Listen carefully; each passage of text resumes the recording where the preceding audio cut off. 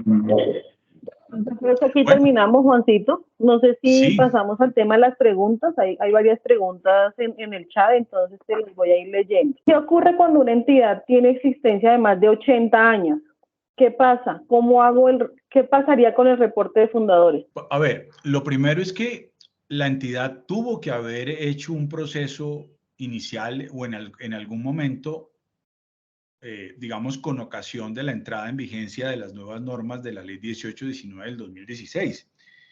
Y en ese proceso, fundamentalmente lo que estaba diciéndose es, usted me tiene que adjuntar el acta de constitución de la entidad o los estatutos de la entidad. Entonces, el punto es, pues yo ya tuve que darle cumplimiento a esa norma en algún momento, porque si yo hoy estoy como régimen tributario ordinario, perdón, especial con un código 04, probablemente, ¿qué pasa? En su momento debí aportar el acta de constitución y los estatutos. Puede que en la misma acta de constitución estaban planteados los estatutos. Bueno, ya cumplí con las dos cosas. Hay que pensar eso, porque es que por más tiempo que sea de la institución, en algún momento, si yo hoy en la práctica sigo vigente y estoy desarrollando la actividad fundacional, etcétera, etcétera, y me actualizo, pues ¿qué documentación le he enviado a la DIAN? Cuando el fundador de pronto seguirá siendo el mismo o de pronto ya falleció. A lo mejor lo que pude hacer en un primer momento, cuando me vio en la obligación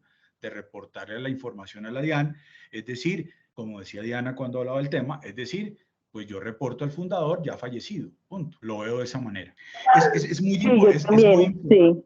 es muy importante, por favor, que algo que es muy, muy, muy interesante, por decirlo de alguna manera, es el artículo, ya que siento que la pregunta puede tener un componente más de respuesta de orden legal, de orden jurídico, etcétera, etcétera. Y ya habíamos hablado de la constitución legal como requisitos para el régimen tributario especial. Yo quisiera, porque lo hemos visto, Dianita, yo quisiera recordarles que hay una norma en el Plan Nacional de Desarrollo. Y tuvimos una pregunta de uno de nuestros clientes, en donde, pues cuando me hicieron la pregunta yo quedé como plop, pero dije, no creo que exista nada de eso. La pregunta se me formuló en la medida que es que tenemos entendido que ahora debemos inscribirnos en Cámara de Comercio y que si no nos inscribimos en Cámara de Comercio, hay 6 meses para que nos disuelvan y nos liquidan. Bueno, ahí hay un artículo en la Ley del Plan Nacional de Desarrollo, que es el artículo 68. El artículo 68 del proyecto de ley dice disolución de entidades sin ánimo de lucro. Ojo, las entidades sin ánimo de lucro que tengan el deber de registrarse en la Cámara de Comercio de su domicilio principal deberán hacerlo dentro de los 6 meses siguientes a la entrada en vigencia de la presente ley. No sabemos cuándo va a entrar la vigencia de la ley, porque estamos hablando de la ley del Plan Nacional de Desarrollo y eso todavía no se ha aprobado. Pero fíjense que el supuesto es entidades que deban registrarse ante la Cámara. Entonces ya ahí era donde yo decía, la misma norma dice, hay entidades que no se registran en Cámara de Comercio. Por supuesto, una de esas entidades que nos motivó la consulta era una entidad que no tiene por qué registrarse en Cámara de Comercio. Luego nunca va a ser supuestamente disuelta y liquidada. Estoy hablando de entidades educativas, estoy hablando de entidades de salud y de todas las que no se registran en Cámara de Comercio. O sea que el mensaje es seguramente, claro, de pronto para nosotros que estamos acá, pues tampoco, porque finalmente nosotros ya estamos registrados en Cámara de Comercio. Aquí lo que se busca en últimas es una depuración de base de datos de entidades sin ánimo de lucro que al no estar registradas en Cámara de Comercio, la Alcaldía Mayor de Bogotá, pues evidentemente va a pensar en que no solamente la alcaldía, sino cualquier órgano de control, inspección y vigilancia a nivel nacional, gobernaciones, va a pensar en que de alguna manera, por ese artículo, le da esos 6 meses. Una vez culminado el plazo señalado en el inciso anterior, sin que se hubiera cumplido con la obligación de registro, la autoridad competente, inspección, control y vigilancia, deberá de plano declarar de oficio la disolución y liquidación y cancelación de la personería jurídica. También las entidades sin ánimo de lucro que no renueven su matrícula mercantil por un término de 3 años o que no envíen información requerida para su respectiva autoridad de inspección y vigilancia durante 3 años consecutivos.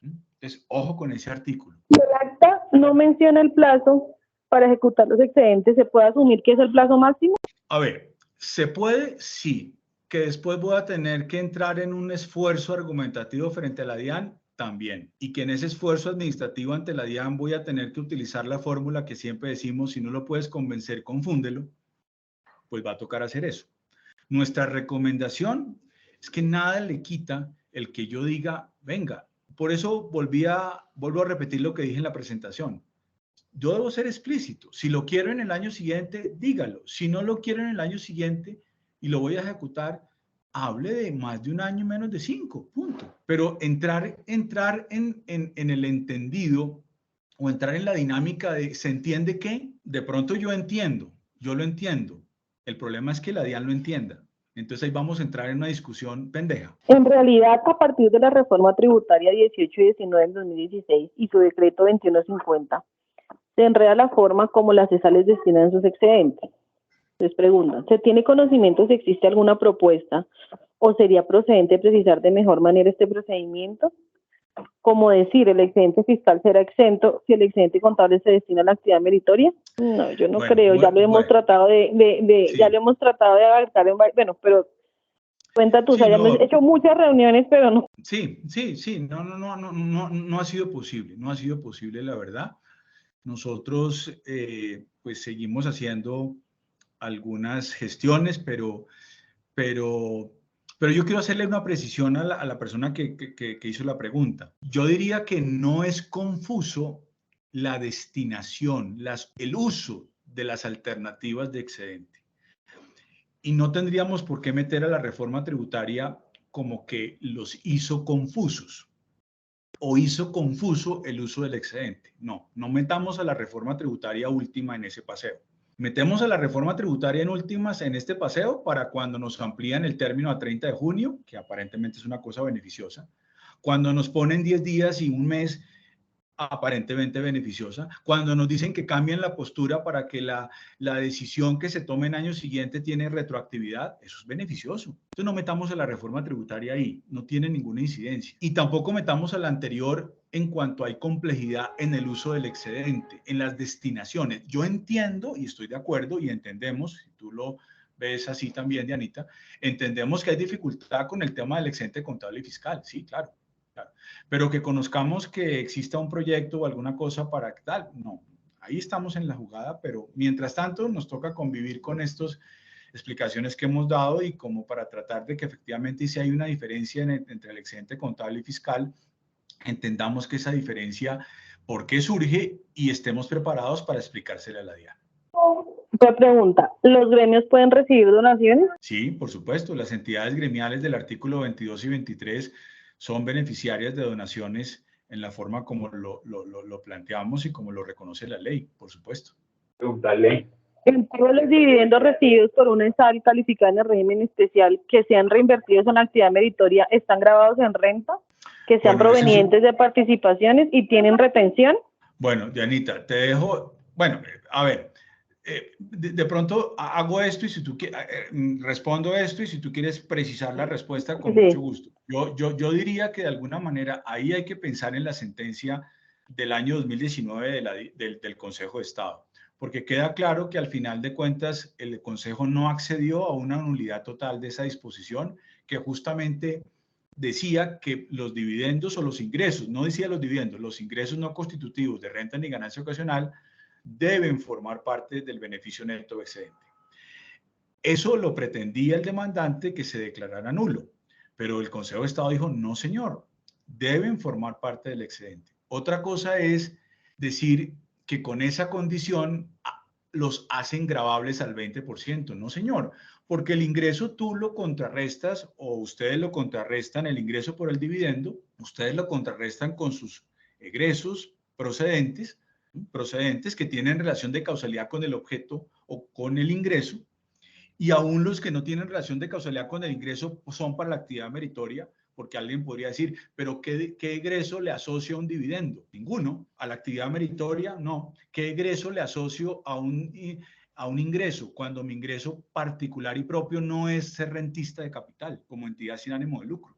Pero no debemos recordar que en el reglamento dice los egresos yo se los reconozco aunque no tengan relación de causalidad con el ingreso, pero sí con la actividad meritoria. Entonces a mí me parece que en ese sentido lo que queda claro es que el dividendo debe formar parte de la base como ingreso. No hay que netearlo, no se puede netear, que era lo que nos producía el 4.400 anterior.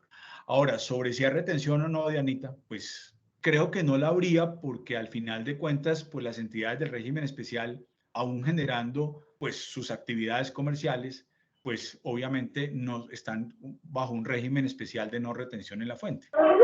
Sí, exacto, no tendrán retención y eso también está en el artículo punto 45 y punto 88 del DUR también, que no tienen retención en la fuente. Muy bien, ¿qué más tenemos, Ahí Dianita? hay otra pregunta, hay otra preguntita que dice, confirmar que los egresos no procedentes, sanciones, pagan el 20%. Sí, lo pagan, es la respuesta.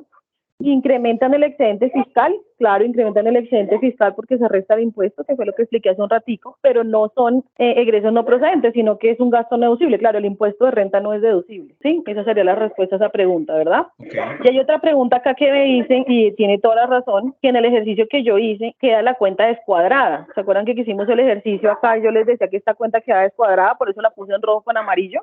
Y sí, efectivamente, eso es lo que quería yo anotar, que la cuenta queda descuadrada. Por eso, esos 200.000 pesos de diferencia se deben llevar a una cuenta de orden, ¿sí? Ese es el gran problema que tenemos y por eso queríamos nombrarlo así de esta manera. Claro, y un poco ahí el manejo en la cuenta de orden es siguiendo el criterio y el lineamiento del Consejo Técnico, ¿no? Bien, ¿qué más tenemos? Estaba así revisando y yo creo que las otras preguntas ya digamos, compilan las preguntas que hice, entonces yo no hay más preguntas, Juan, no habrían más preguntas. Yo quisiera rematar con un tema y es que hay algo que también es muy importante que lo tengamos en cuenta y es el cumplimiento de una circular de la Alcaldía Mayor de Bogotá, que es la 058 del 2016, que nos habla de unos programas de ética empresarial y transparencia para las entidades sin ánimo de lucro sometidas a inspección, control y vigilancia de la Secretaría Jurídica Distrital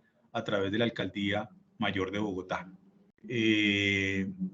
Nosotros, si sabemos que algunos de nuestros pues, clientes estamos apoyándolos en eso, básicamente, por favor, no pierdan de vista esa circular. Ahí hay unos plazos que probablemente se van a vencer en mayo, porque en principio, si no hay una prórroga de esa obligación, en mayo se vencen los plazos de la información financiera para enviarla a la Alcaldía Mayor de Bogotá. Aquellos que están sometidos a inspección, control y vigilancia, o bien por Secretaría de Educación, o bien por Secretaría de Medio Ambiente, etcétera, etcétera. Entonces, bajo esa perspectiva, solo a la Secretaría de Educación, si estamos hablando de universidades, nada, porque las universidades están sometidas a una inspección, control y vigilancia del Ministerio de Salud. Y probablemente si somos universidades, a lo mejor ya tenemos unas líneas claras en ese tema de programas de ética y transparencia, dadas y con lineamientos desde el Ministerio de Educación Nacional, de pronto algunas desde el Ministerio de Salud también, pero digamos, las que no son en ese contexto, las que no están en ese contexto, sí vale la pena que tengan en cuenta ese mandato de esa circular 058 del 2016. Bueno, pues yo pienso que pues vuelvo a insistirles, yo les agradezco pues mucho la participación, sus preguntas, la asistencia. Nos complace que haya sido numerosa, que hayan atendido nuestra invitación. Estamos, tanto Diana como yo, pues ustedes lo saben, dispuestos pues a seguir apoyándolos como lo hemos venido haciendo. A quienes pues no han tenido, porque esto era un evento pues público desde luego, a quienes no han tenido la oportunidad de conocernos, pues los invitamos a que entren en la página de la oficina www.jpabogados.co y bueno, y a estar prestos, digamos, a atender sus requerimientos y sus inquietudes. Quiero contarles también, ya por último, que estamos participando en un proyecto de ley para entidades sin ánimo de lucro, liderado por la Cámara de Comercio de Bogotá, por las Cámaras de Comercio de Medellín, por la Alcaldía de Bogotá, por la Gobernación de Medellín, a través de la Cámara de Prácticas Mercantiles Internacionales. Eso lo está liderando el externado a través de la doctora Yesmina Fuentes. Estamos avanzando en un proyecto de ley que pensamos sea, digamos, puesto a debate durante el mes de mayo o en la siguiente legislatura.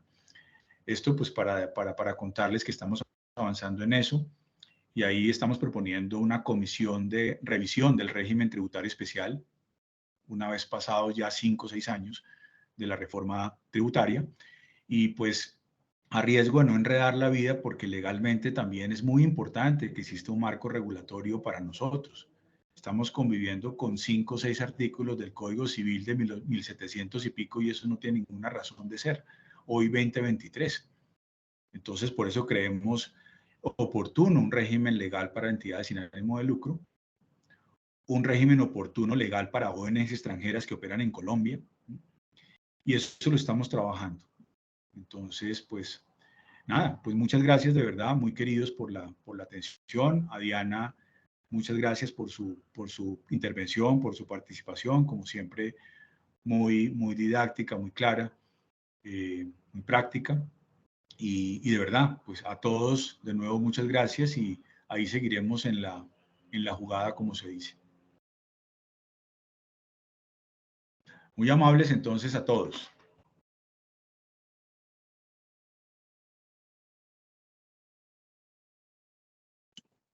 Muchas gracias, Juan.